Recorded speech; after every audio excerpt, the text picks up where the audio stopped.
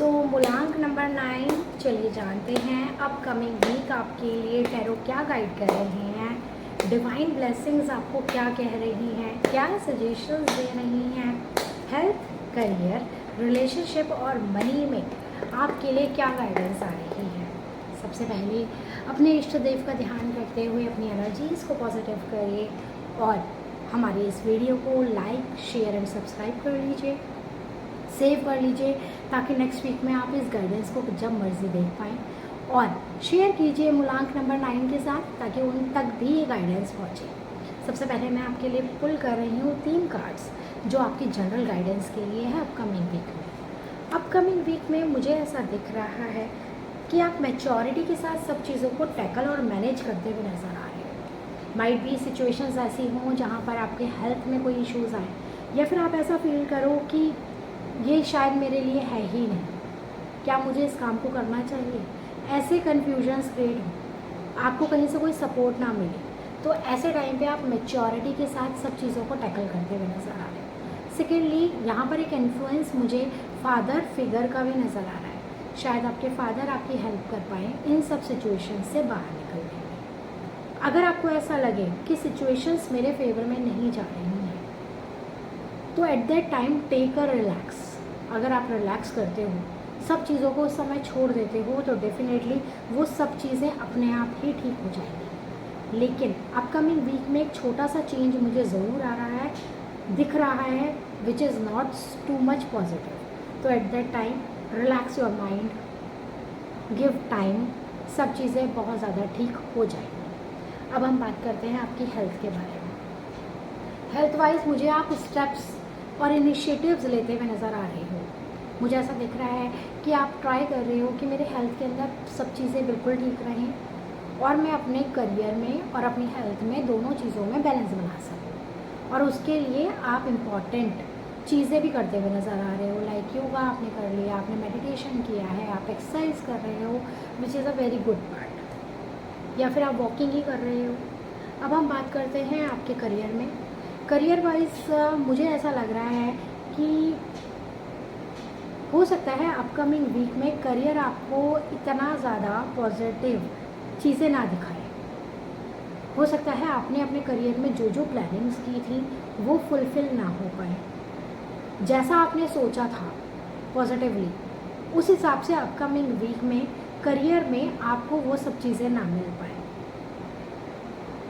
लेकिन इस चीज़ को आपको एक्सेप्ट करना पड़ेगा, बिकॉज माइट भी जो प्रॉब्लम, अगर आप इसके अंदर फाइंड आउट करने की कोशिश करोगे, तो वो चेंजेस जो आ रहे हैं वो because of your past experience, यानी पास्ट में जब आपने वो काम किया करियर को लेकर के, वो इतना ज़्यादा उसकी फाउंडेशन स्ट्रॉन्ग नहीं थी, जिस वजह से जो चीज़ें आप चाहते थे अपने करियर में वो आपको 100% पॉजिटिविटी के साथ वहाँ पर नहीं मिलेगी।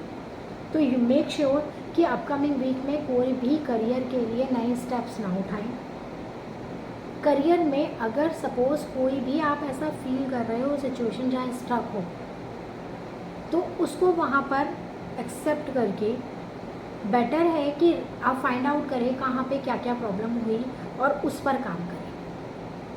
क्योंकि कुछ चीज़ें हमारी कार्मिक होती हैं और वो कार्मिक चीज़ें कभी कभी हमें फेस भी करनी पड़ती हैं, लेकिन घबराने की बात नहीं है, because this is a 1 week reading, तो ये सिर्फ 1 वीक के लिए ही है।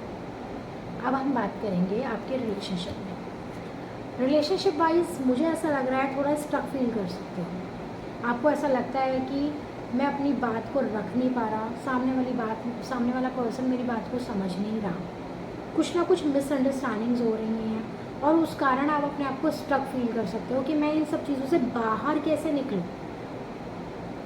बाहर निकलने का सबसे बेटर वे होता है रिलेशनशिप में हेल्दी कम्युनिकेशन। जब हम अपनी बात को एक अच्छे वे में प्रेजेंट करते हैं, तो वो हमारी कम्युनिकेशन को और भी ज़्यादा स्ट्रॉन्ग बना देता है।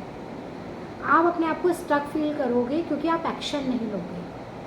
एक्शन लेने का मतलब कभी भी ये नहीं होगा कि आप अपनी बात को गलत तरीके से सामने वाले व्यक्ति के सामने रखिए।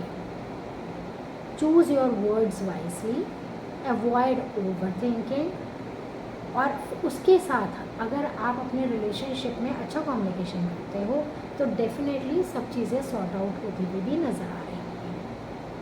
अब हम बात करते हैं आपके फाइनेंसेस में। फाइनेंसेस वाइज मैं देख रही हूँ कि अच्छी प्लानिंग कर रहे हो। फाइनेंसेस वाइज डेडिकेटली आप सब चीज़ों को समझ रहे हो और उसके लिए स्टेप्स भी ले रहे हो। तो फाइनेंस सेक्टर में मुझे बहुत अच्छा कुछ नज़र आ रहा है। सिर्फ 2 सेक्टर, जो आपका एक करियर है and second one is relationship, ये दोनों मुझे कहीं ना कहीं थोड़े से इफ़ेक्टेड नज़र आ रहे हैं। उसके लिए मैं आपको सिर्फ इतनी सी रेमेडी दूंगी कि आप ट्राई कीजिए कि डॉग्स को फीड करें। अगर आप डॉग्स को फीड करते हो तो डेफिनेटली अगर कोई प्रॉब्लम भी आएगी तो वो छोटे से में आके रह जाएगी, आपको ज़्यादा इम्पैक्ट नहीं करेगी। अब आपके लिए ओवरऑल गाइडेंस क्या है, चलिए वो जानते हैं। आपके लिए ओवरऑल गाइडेंस है कि आपको अवॉइड करनी है ओवर थिंकिंग। सेम एनर्जीज मेरे पास आ रही है। स्ट्रेस को अवॉइड करना है। जो भी सिचुएशन हो रही है उसको एक्सेप्ट करेंगे तो डेफिनेटली आप किसी ना किसी रोड मैप तक पहुंच पाएंगे। आप कहीं ना कोई डिसीज़न ले पाएंगे। लेकिन अगर आप ओवर थिंकिंग के शायद में चले गए, नेगेटिव थॉट प्रोसेस में चले गए, तो कोई भी सॉल्यूशन नहीं निकल पाएगा। सो आप डॉग्स को फीड कराइए। This is a very good remedy for you. And one more thing, Hanuman Chalisa upcoming week में आप ज़रूर पढ़िए। This will help you a lot. All the very best.